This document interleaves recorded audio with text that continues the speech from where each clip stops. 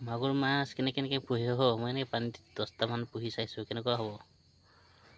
থাকিবনে নাথাকিব? কোনোবাই জানে নেকি কওকচোন? টুকু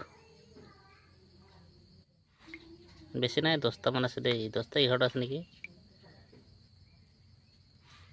যাম দেই, আমাৰ বন্দীক চাবলৈ যাম গাহৰিটোক।